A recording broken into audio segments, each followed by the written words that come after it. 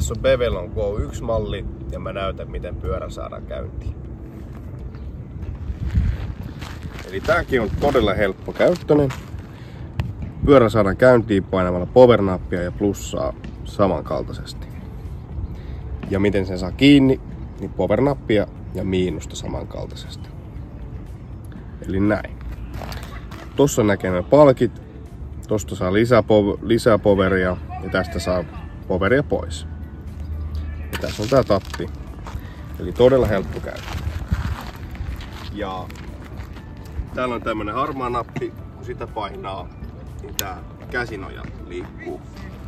Se voi helpottaa esimerkiksi jos nousee sängystä tai sohvalta pyörälle. Yes.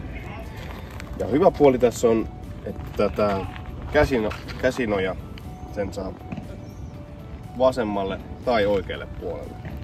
Se lähtee tosta noin irti. Se pystyy ujuttaa täältä alta. Noin. Ja sitten tohon. Ja vain oikealla puolella on tää kiristysmutteri.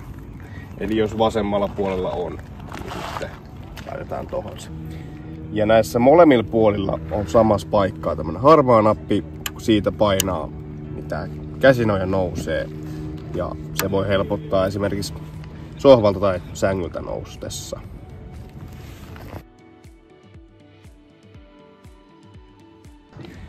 Ja miten tätä Go 1-mallia pystyy lataamaan? Niin laittaa töpseliseinää, sama laturi kuin Go 2-mallissa. Ja tää sitten tohon noin. Noin.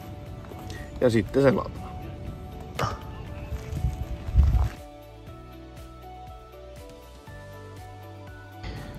Ja jos tätä Bevelon Go 1-mallia haluaa käyttää manuaalisesti, nämä punaiset tapit vetää itteensä päin taakse ja pyörä lähtee liikkeelle.